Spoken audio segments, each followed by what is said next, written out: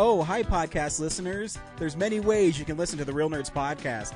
You can subscribe on iTunes. You can also subscribe on Stitcher Radio. You want to send us a Twitter message? You can do that. It's so easy, at Real Nerds. Like us on Facebook, Real Nerds Podcast. You can visit our website, realnerdspodcast.com, where there'll be a lot of articles for you to not only read, but to listen to our previous shows. Do you like your stories told through pictures? Then you can also follow us at Real Nerds on Instagram. You can also call us, 720-6nerds5. Thanks for listening and enjoy the show. Camera, action! Well,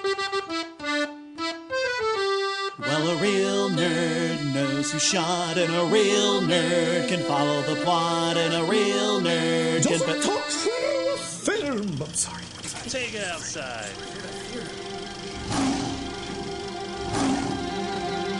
Well, a real nerd knows who shot, and a real nerd can follow the plot, and a real nerd will give it all they got. Lights, camera, action. Real nerds. This is Real Nerds Podcast, and we are the best podcast on the internet to hear reviews for movies. I am Ryan, and I am joined by Brad. Hey. How's it going, Brad? Not too bad. I paid off a credit card that was really high a while back, and feeling pretty good about that. Nice. Yeah, my wife paid off one, too. Nice. Yeah, she got, the only bummer is I don't know, it's a good and a bad thing. So she she changed jobs, and her retirement wouldn't transfer over.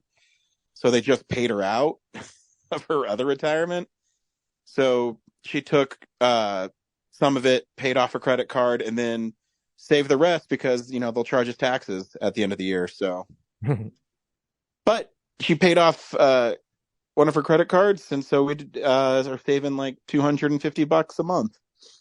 Yeah, mine's saving me $400. So that's nice. Kind of feels good. Yeah, I'm gonna roll that into my car payment and then pay that off, and then take that $1,000 I'll have sitting around to pay off other cards.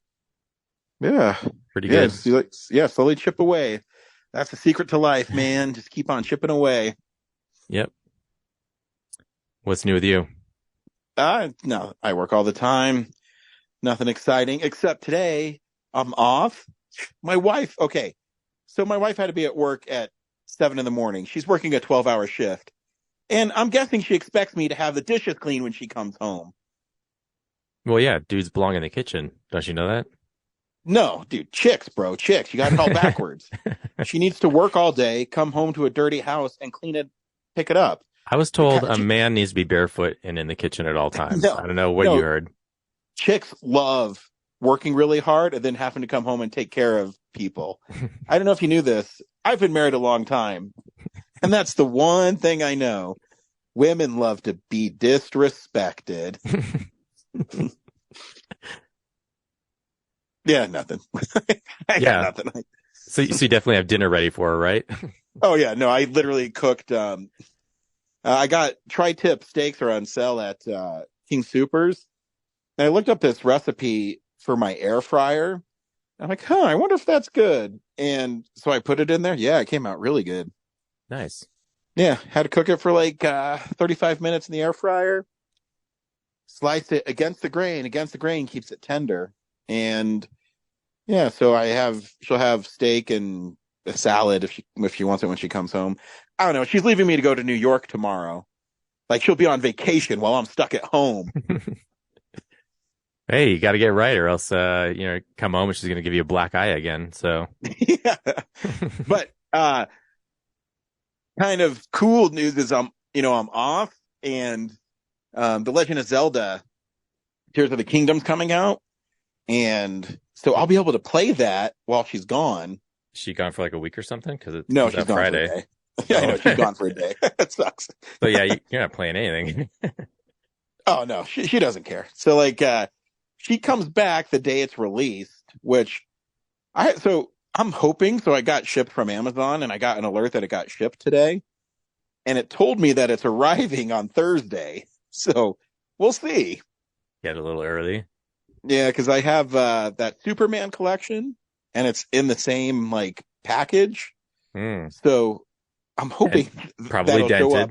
dented. Yeah, it will be. But I'm also like I'm hoping it'll show up a day early because it says it's going to. But I also have this feeling that it's going to go to like the UPS shipment center, and they're going to scan it and be like, "Oh, this can't be delivered till Friday," Yeah, which I'm sure is going to happen. totally. But I can hope. I got worried because I got a notification from Amazon today saying that my credit card didn't like go through for it. I was like, oh no, I'm gonna lose it. But I just pressed some buttons and said, okay. I was like, what was the problem with the credit card? Yeah. Yeah, that's weird. Thanks for making me almost lose my pre-order.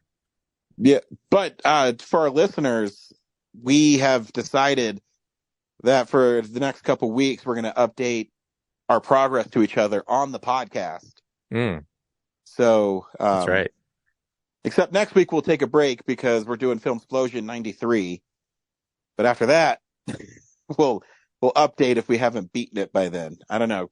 How long did it take you to beat Breath of the Wild? Months. I mean, I didn't play it hardcore, I think when I got it, I did play it nonstop for a few days and then I had to get back to work. So Yeah, I know that's always happens. So for all listeners out there, we actually have 9-to-5 jobs. So, I mean, we won't beat it as fast as everybody else, but I'm excited. well, I'm a contractor, so I can actually play it whenever I want, as long as I'm willing to lose money doing that. So, yeah. All right. It might cost me $200 a day to play Zelda. I get too into it. So definitely got to save it for the overnight when I get home. And I get to work. Yeah. I can't wait though. It looks fun, and anytime there's a new Mario or Zelda game, I get really excited. Because that part of me will never grow up. I was talking to my dad about never growing up today, because my dad collects G.I. Joes. And he says that when he dies, he's going to be like a pyre like Darth Vader, but instead of wood all around him, it's going to be all his G.I. Joes.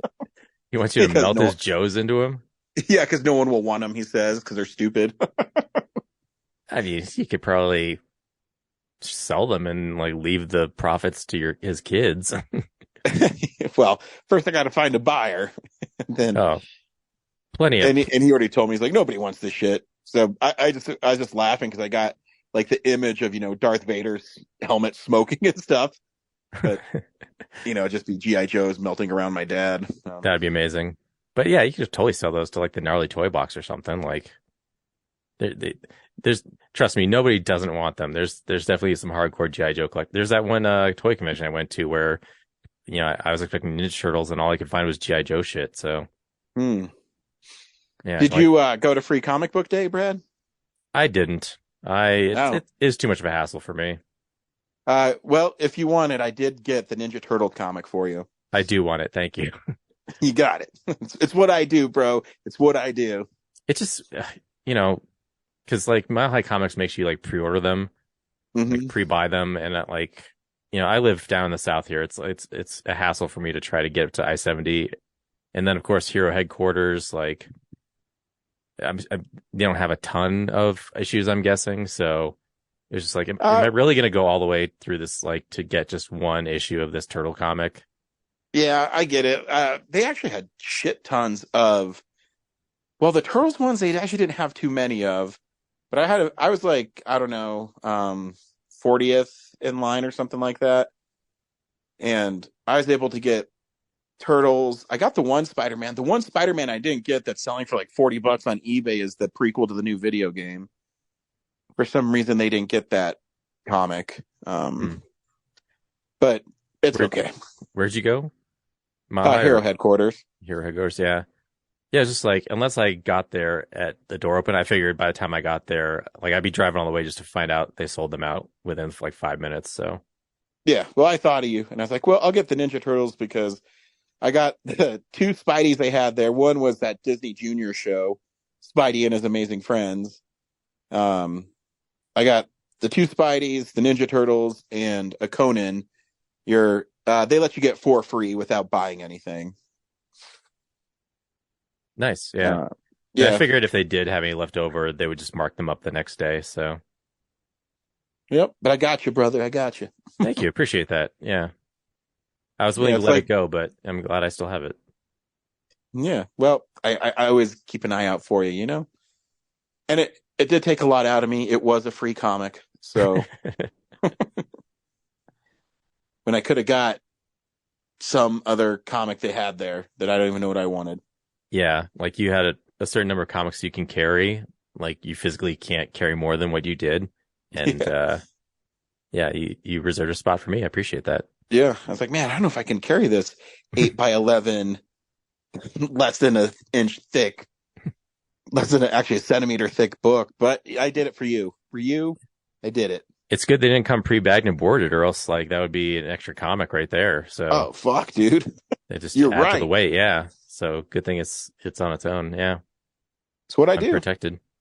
I am a people pleaser because You're a not only friggin' did hero, dude. Not only did I get that for you, but June 30th through July 2nd, I will be at Colorado Convention Center in our Real Nerds booth for Denver Fan Expo. Yeah. Come say hi to that hero. Yes. I mean, there'll be other nerds there, but I really don't give a fuck. You want to come see me. I mean, that's what everybody wants. That's what everybody wants to see. And I make dreams happen. Yeah. It'll be fun. You should come say hi to us. Yeah. We're going to And- have a cool Blockbuster themed booth. And, yeah. Yeah, it'll be good times, like always. The tape rentals are going to have little prizes in them. So if you shop around, you could take home some stuff of ours. Oh, nice. Nice. Some stickers, I should go maybe to- some candy, popcorn. Huh? I should go to some like thrift store and see how many video cassettes I can find.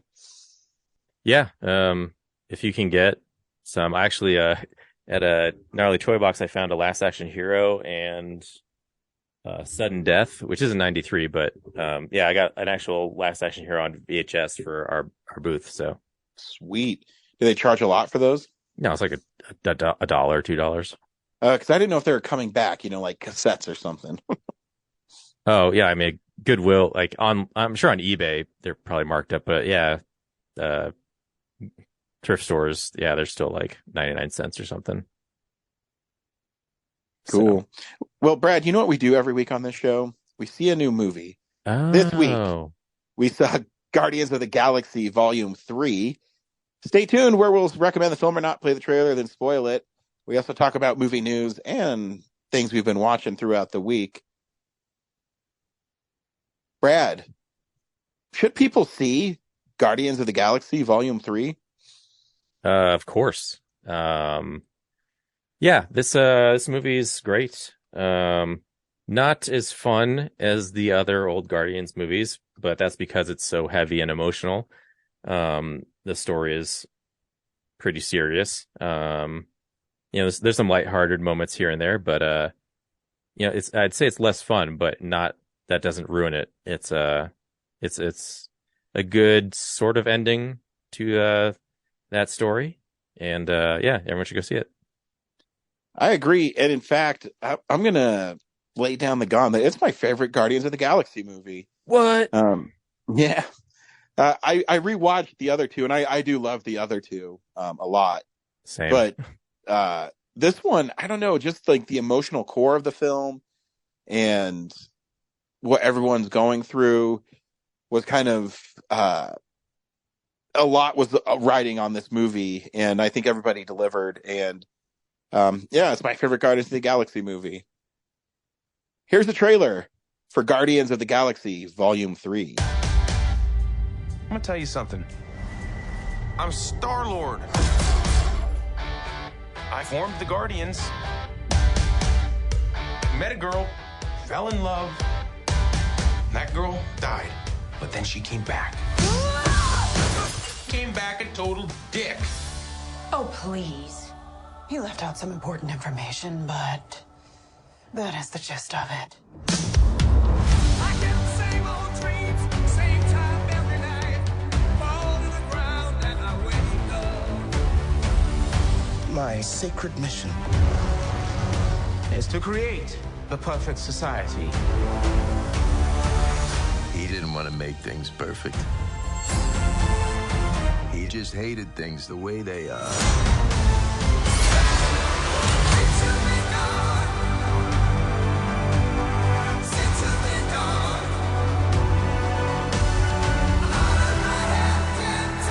I want you all to know that I'm grateful to fight beside my friends.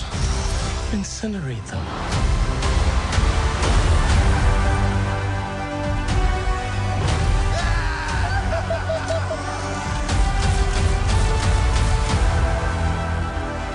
We were always searching for a family until we found each other. Are you ready for one last ride?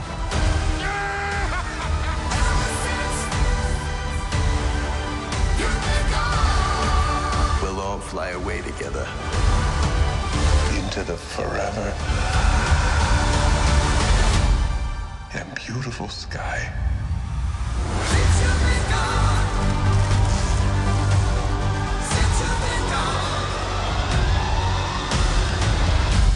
Whoever it was that you were in love with, it sounds more like her. Her? That's Do not bring me into this. Knock it off! What? Just never noticed how black your eyes were. They were replaced by my father as a method of torture. He picked a pretty set. So the Guardians are now living on Nowhere, and if you watch the Christmas special, you know they've kind of created their own colony there, or I guess city. And while they're there, almost immediately they're under attack from Adam Warlock, and he critically wounds Rocket. And when he does that, they learn that Rocket has like a failsafe on his heart. Kill switch, that won't let them save him, because if they do, then it'll kill him. And when we learn that, we get a huge backstory about where Rocket came from.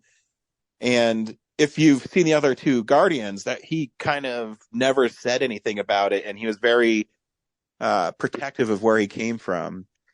And we learned that he is a test subject from a villain known as the High Evolutionary, who is hell-bent on creating the perfect animals or organism. Species. Species. Yeah, there we go. Organism. And by doing this, he does horrific experiments on animals and also himself, because we learn throughout the film that he doesn't believe that he's perfect either. And he evolves his look throughout the flashbacks of Rocket. Also, Star-Lord is still grappling with losing Gamora, because obviously the Gamora that is alive in the Marvel Universe is the one from 5 years ago, before her and Peter Quill ever became an item. And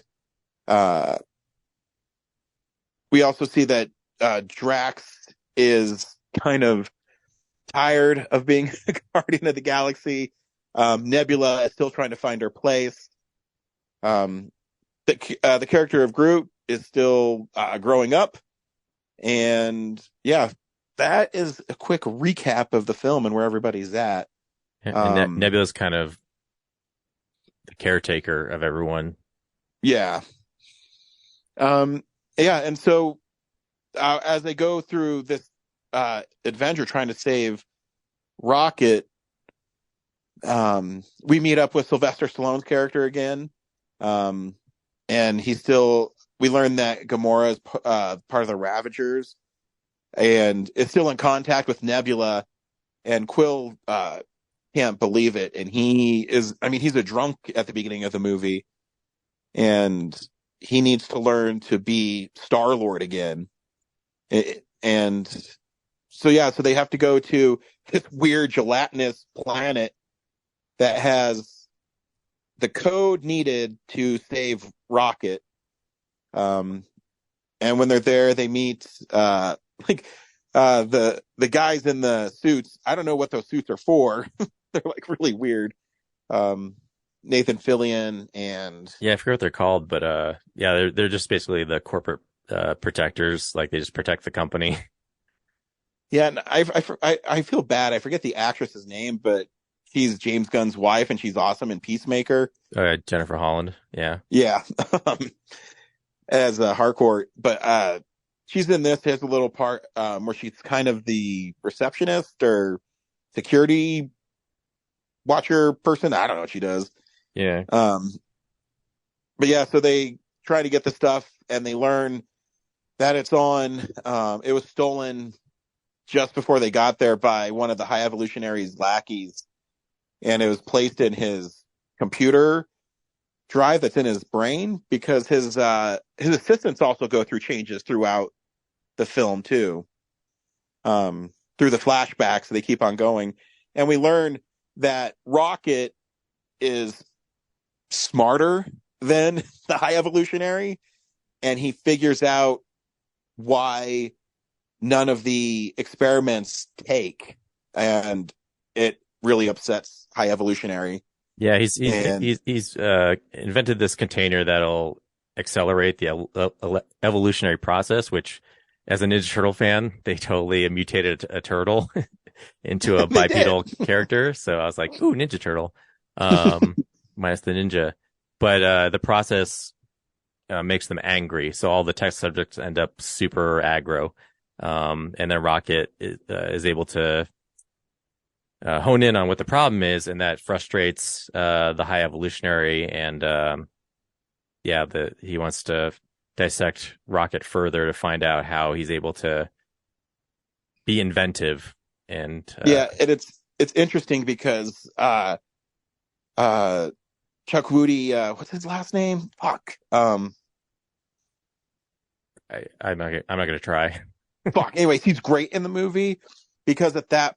Not that flashback, but the next flashback where what Rocket tells him works, and he's like so pissed at Rocket, and he explains to him, "I don't understand how someone like you can figure this out, and I can't." Yeah, I made you. How did you do this? Yeah. It's so good at that part. And we learned that there's like a separate Earth. What do they call it? I saw they had a title card. Counter Earth. Thank you. And when they go there, it's these really nice people that are animals. It's kind of like a mutant. Yeah, humanoid animals. Yeah. And everyone there is super nice, and they help Quill. And one of the shocking things in this film too is these benevolent people help Quill and the Guardians. And when Quill's on his way to talk to High Evolutionary, he sees, these people or animals also committing acts of violence, also doing drugs, and there's ghettos. And when he confronts the High Evolutionary about it, he says, "Yeah, that's right, and that's why we're going to destroy this whole planet." And he literally wipes out a whole planet because they're not perfect. And where's the rest of the Avengers, like our cosmic saviors? Yeah, that bugged me a little bit. Was like, this whole planet goes to waste, and only the Guardians are there for him. Which I'm like, we have so many other heroes now, like Captain Marvel. Remember what Captain Marvel said in Endgame: the universe is big. I know. I'm sure she's got plenty more other things to do, but it's just surprising that, for his, like, the reach that the High Evolutionary has and like how well known he is, there isn't more eyes on what he's doing. Yeah. Like he also made the Sovereign and a couple of other civilizations, like whole civilizations this guy's made. And he's still free to like eradicate them and start anew after all this time. It's like he adds fail-safes to the planets. Mm-hmm. Basically, if they don't turn out how he wants, he just kills them all. Yeah. Kill switches. Yeah. It's just a really interesting play because you see that there is a part of this world where people are really nice. And always is going to be, there's never going to be a perfect world. And High Evolutionary's endgame is never going to work. Yeah. But he's committed. So he is. But yeah. And then they have a battle on High Evolutionary's getaway thing. And Yeah. escape lab. Yeah. I mean, he's so twisted. Eventually, his own people turn on him. They're like, "This guy's nuts." Like, Yeah. they're like, "Stop chasing this raccoon. Like, we can figure out another way." And no, he's just so obsessed with Rocket that, Yeah. And yeah, just so watching the film, like right away, because I took my kid to it and I go, "Oh man, this is pretty hardcore with the animal experiments and, you know, where Rocket figures out that he's gonna be killed and he's saving all of his friends. And when he gets them out, they're shot by the guards. And I'm like, oh my God. yeah, straight up murdered. Yeah, and then there's that awesome No Sleep Till Brooklyn like single shot action sequence where awesome. like creatures are getting sliced in half and exploded, and yeah. I was reading a lot of complaints there online that they think the movie should have been rated R. I wouldn't go that far, but I mean, there's some pretty heavy stuff, and the way Rocket's story's told. I mean, I think there's some intensity there, and the horror comes from someone who wants everything to be perfect, and he'll do it by any means, and killing innocent people, or in this case animals, he doesn't give a flying fuck. Yeah, it's rated PG-13, and like it's for teens. Like, this is teen level subject matter to understand. So you were flirting with disaster by bringing your kid. He liked it though. My son was really into it. Yeah, I mean, it's still fun and lighthearted. Like, there's no like, if characters get shot, it's like ooze or pus, that comes out. It's not like blood splatter. Although there was that part where Rocket like crashes his little pod into the side of the like high evolutionary escape ship and like scrapes the things like right off, and there's like a blood smear on the window. But yeah, I'll say too, like everybody's so great in this film, and I do like we get so set up all the time for when it's the final adventure that everybody dies or a lot of people die. I think it's kind of refreshing that he gave everybody kind of a happy ending. Even someone like Gamora, I like that she didn't go back to Quill. I like that she went to the Ravagers. Yeah, it's more realistic. It's not like... Yeah, because, her relationship with Quill hasn't happened, and she's not defined by being with him. Yeah, like they fell in love based on a very specific set of experiences, and exactly, you can't just, it's too unrealistic to just expect another adventure to do that, so it's yeah. And I like that she never really changed her character. She ended up helping them, but it's because she wanted to get the credits paid to her to give to the Ravagers. And and that subtle thing where there's that running joke of she doesn't understand Groot until she finally learns to appreciate like what he is. Yeah, like the whole time she's just like, stop saying that, like we get it. And then it's just because she hasn't like tuned into understanding him the way everyone else does. Yeah, it's just good. And even the line at the end where they tell Drax that his job isn't to be a destroyer, his job is to be a father. Yeah. And I'm like, oh man, that is awesome. I love the way he goes out by helping all those children.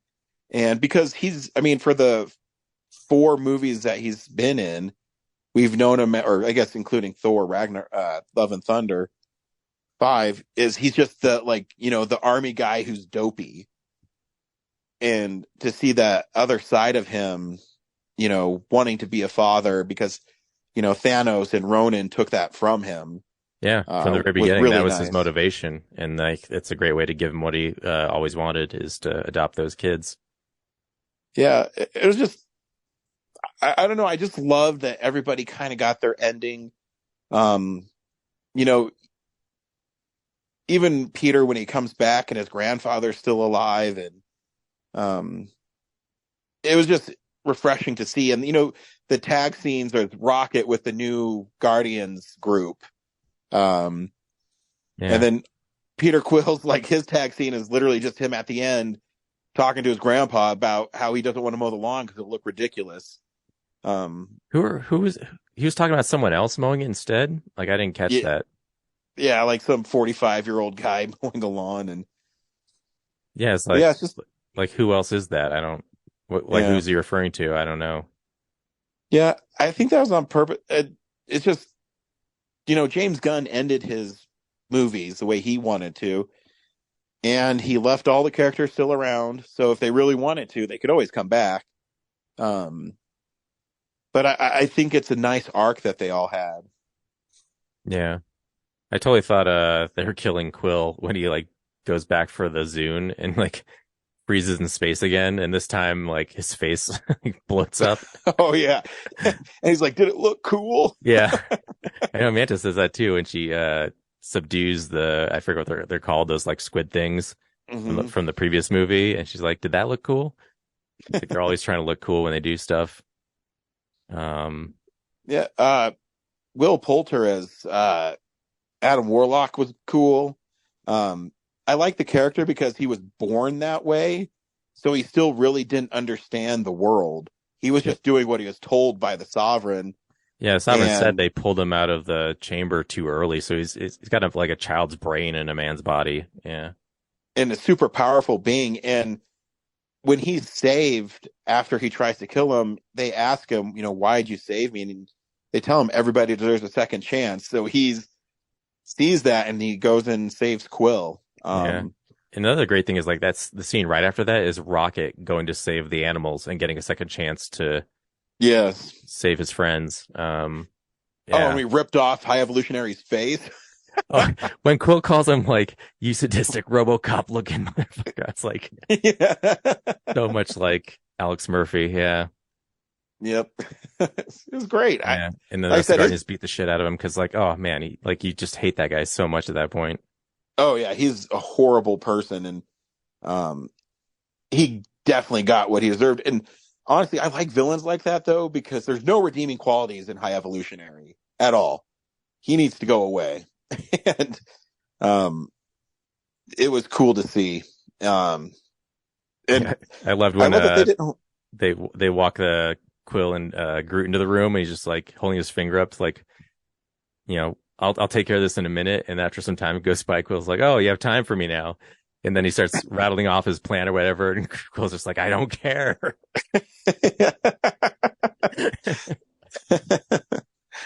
Yeah.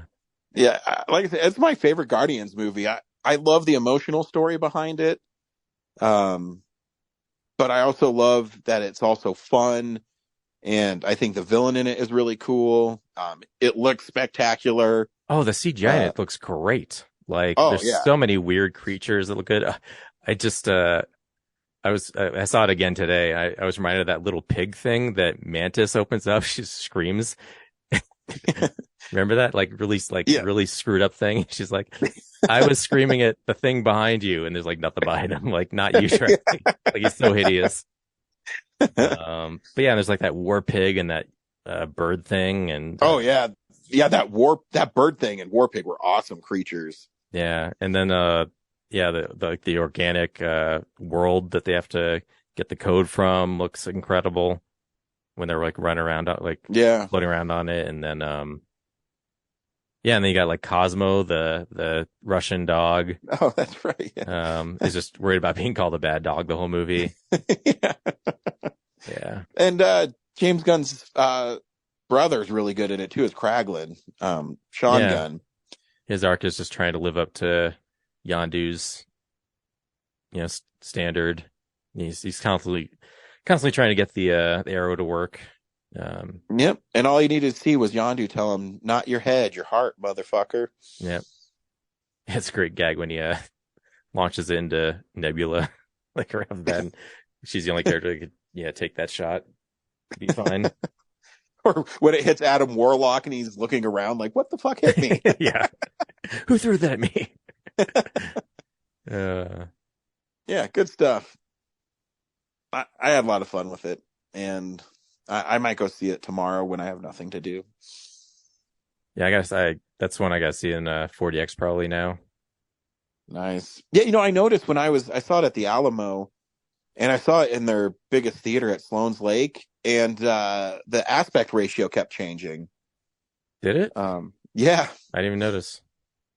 Yeah, when it had the big action scenes, it filled the whole screen, and then when it was just conversation scenes or exposition, it went to standard letterbox. Must be the IMAX formatting. Yeah. When I was at the Mayan today, they had it like beyond the screen, so a lot of stuff on the left and right were like on the curtains. So that's a little frustrating. But yeah, I didn't notice like it changing up and down. Yeah, no, it was cool. So yeah, it's definitely one in 4DX. Like I saw Mario in 4DX, and that was a lot of fun. Yeah, it's like the first Marvel movie in a while that I'm like hurrying to see again. Yeah, it. I've still enjoyed them, but you're right. It's the first one I watched, and it engrossed me again, if that makes sense. Yeah, like I had fun at Ant-Man. I liked Black Panther, but this is the first one since Spider-Man: No Way Home when I was like, okay, I'm into this movie big time. Yeah, I gotta see that again on the big screen. Yeah, yeah. And I hope that's a sign of things to come. I think the Marvels looks really fun. So yeah, but it's a ways off. November.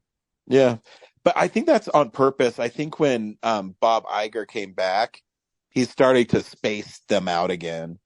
Yeah, because it's always been like 3 a year, but we had Ant-Man in February, and then 2 months later we got this one, and then we have to wait like 6 months for the other one. Yeah, now they got to figure out if Jonathan Majors is ever going to be a part of it again. So yeah, what a rough situation.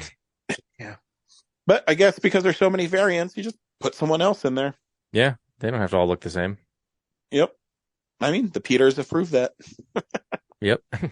This is a big news story of the week. It's real news. Well, I was going to say that Beetlejuice 2 going into production is a big story because they're trying to make it forever. But the real big story is the Writers Guild of America went on strike, which affects a lot of stuff, especially we were just talking about Marvel. And because Marvel is constantly tinkering with their scripts for an overall overarching narrative, that they've already stopped pre-production on Blade, which was supposed to start filming next month. So hopefully they can work something out. And it's tough right now. I know the Directors Guild too is thinking about it.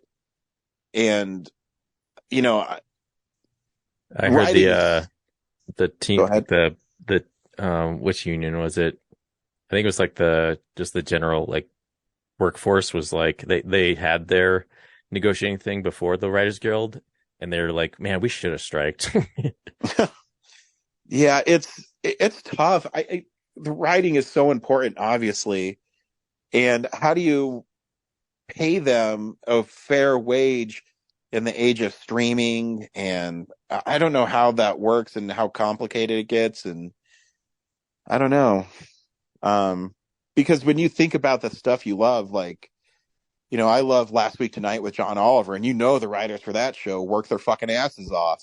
Yeah. I like Saturday SNL. Night Live. And they've lost 2 episodes. The 2 final episodes of the season are gone now because. Yeah.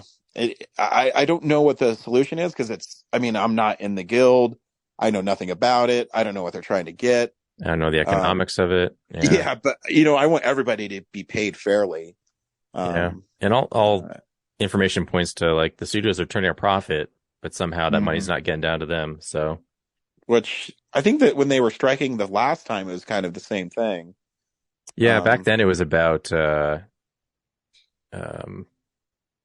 like DVD residuals, I think. Yeah. Yeah, exactly. Now they got to look into streaming because it's what it is. I don't know. It's tough, man. There's so many people that make the movies that I love that I want everybody to get fair wages and, be appreciated. And a lot of people that are behind the scenes, writers, crew members that you never see, boom operators, the people that make sure that, script supervisors. There's so much that goes into making movies that I don't know how or what the best solution is to see everybody get equal pay and fair. I don't know. Yeah, I think like there's this misconception that I think it happened a lot in the 90s when people like Jim Carrey were pulling like $20 million paychecks, and some writers were like getting paid $1 million spec script money. And, that's like a handful of people, when the reality is there's thousands, hundreds of thousands of just craftspeople below all that and just regular writers turning out stuff that they don't see those kind of deals. Yeah, even someone, because I love Conan O'Brien, and he started as a writer, and I mean he has some of the most iconic Simpsons episodes he wrote, but he wasn't the head writer at the time, so he's not pulling what Matt Groening or those guys pull. So I don't know what the fair compensation is. I don't know. It's too complicated for me. I'm sure they deserve more, but how they balance that, and I don't know. I don't know what the answer is. Yeah, I mean, everything I've read is like they're just they're not making more than most people, like, and they live in one of the most expensive cities. Exactly. And their work makes that city able to do that. So exactly. Just how important writers are. And I mean, people on shows are so important. I mean, even when you think about people like on South Park, where they produce and write shows so quickly, you need those people. You need those creative people back there.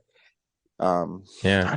And with the studios relying so heavily on streaming subscriptions for revenue, it's shocking that it's not obvious that, like, oh yeah, well, we're making way more than we used to. Like, cause like writing is such a more important in the television medium now. Like, there's so many shows these days. Correct. Yeah. So it's definitely like the wealth of their content is there, and all that has to come from somebody thinking it up and writing it on a page. So. Yep. So yeah, like those are like writers' rooms. Like, most features are maybe 1 to 2 people, and then maybe some rewriters. Exactly. But writers' rooms are like, 10 to 15, 20 people sometimes. Yep. I mean, that's how they work. I remember, I'll never forget how hard they work on sitcoms. There's this behind the scenes making of Friends, and Matthew Perry delivers a line, and there's a couple chuckles.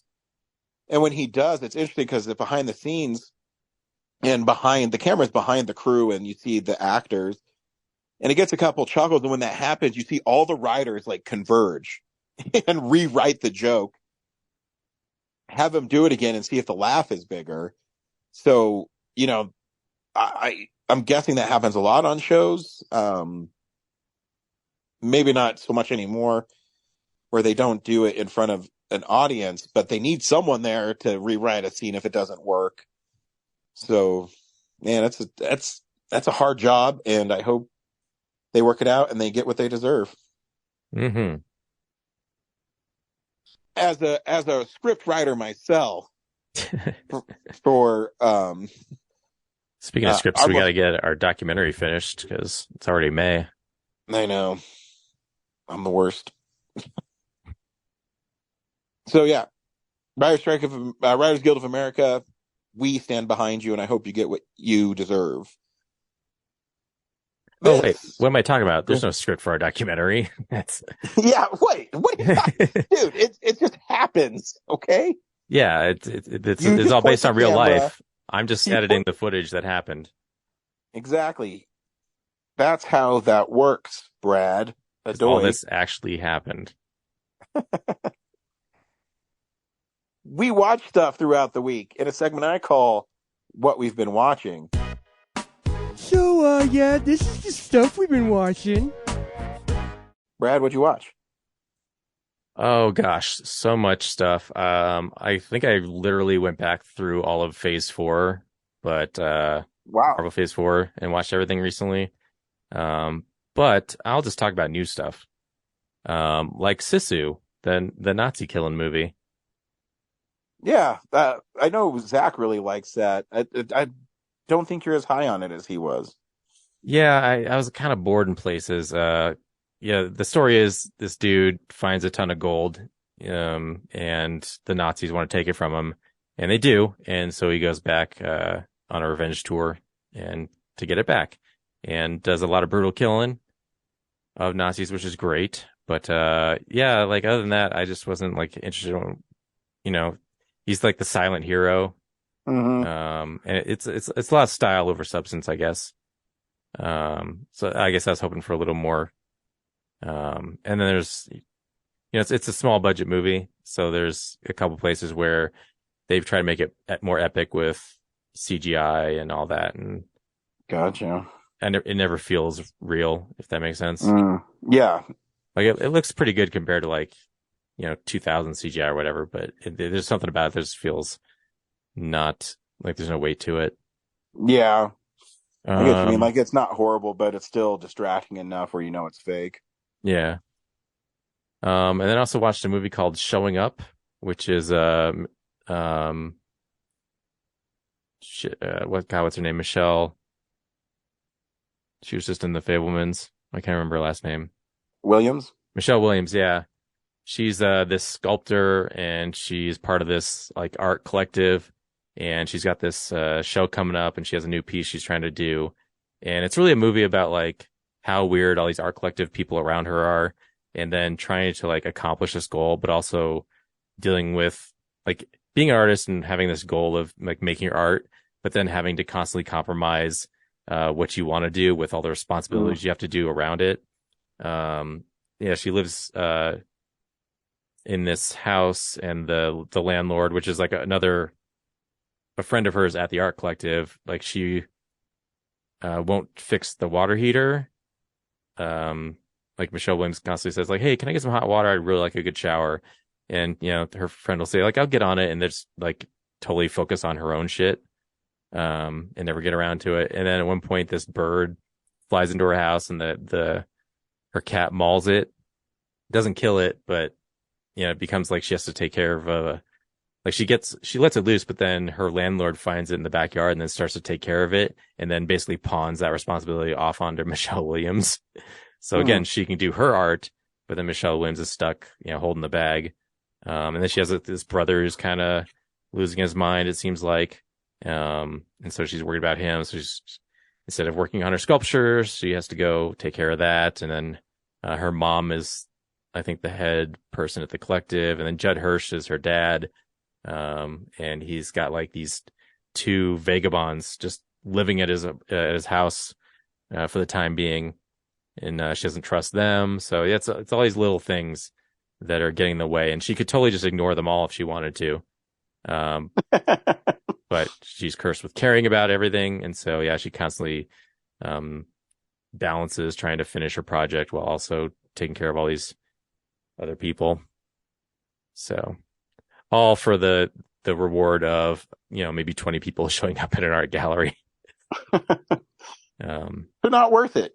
Yeah. She even like fires her sculptures in the kiln, and like one of them burns through, and the guy who does says like, "Oh yeah, this didn't turn out well, but I think it looks kind of cool." And she just kind of has to accept that like it's imperfect, but I've run out of time. There's nothing else I can do. Type deal. Yep. So that was kind of nice. Yeah, that's it. The one thing I watched this week, I guess, technically, that I really liked is Polite Society. Oh, yeah. It's a story about this woman named Kia, and she wants to be a stunt woman. So she trains really hard to be a martial artist. She's always doing like Jackass videos, but not Jackass. She's basically an influencer where she's doing kicks and different stunts.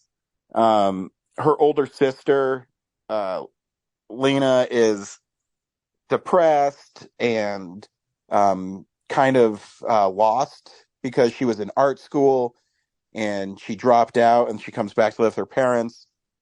One night they go to this party, and while they're there, her older sister is picked up on by a really handsome doctor, and they start dating, and he decides he's going to marry her, and Kia doesn't want her to be married, and then that's where it goes from there. I don't want to. There is a huge twist in this movie that is crazy that I don't want to spoil, but the movie is really fun. Like it's a cool journey of this young woman who's trying to break into a profession where there's not very many women, and she's also a person of color, of Middle Eastern heritage and Muslim. So there's another part to it. It's just it's a cool movie. It's really fun. I even took my wife. I really just saw it because I wanted to see a movie and I had nothing else to do. And then I watched the trailer. I'm like, oh, this looks pretty fun.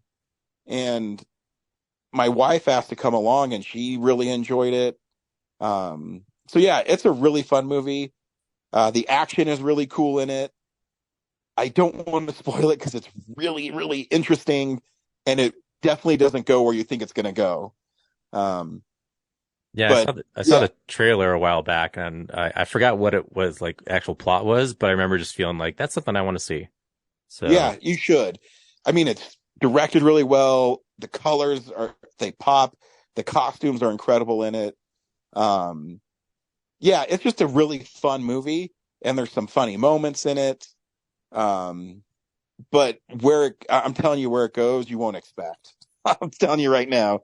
I'm frustrated because I almost watched it last night, and I was like, I gotta go do some responsible stuff, and I kind of wish I had actually watched it because I want to know that twist.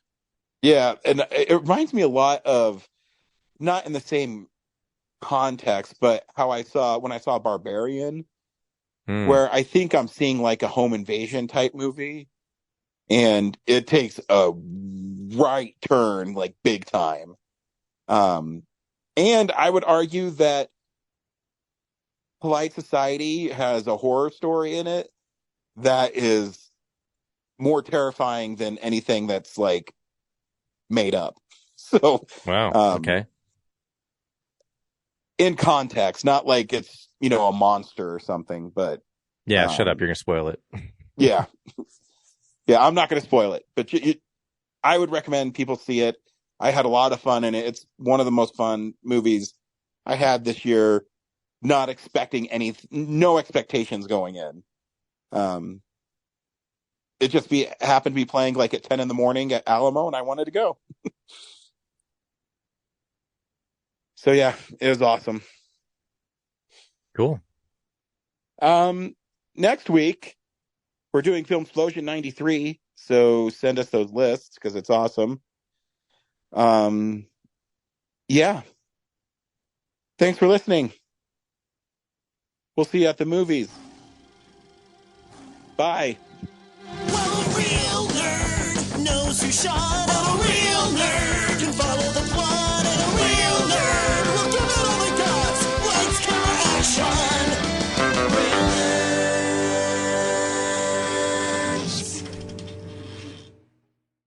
Thanks for listening to Real Nerds Podcast, a Nebulous Visions production. Stream or download episodes, read articles at realnerdspodcast.com. Stream us on Apple or Google Podcast, Stitcher, Spotify, or iHeartRadio. Follow us on Facebook, Real Nerds Podcast. Twitter and Instagram, @Real Nerds. Watch us on YouTube, Real Nerds Podcast. Email us at realnerds@gmail.com. Call us at 720-6nerds5. Thank you to Sparks Mandrill, Mike at Plan 9 Studios, and Bolognium for all of our groovy theme songs. And that's how you fucking do it!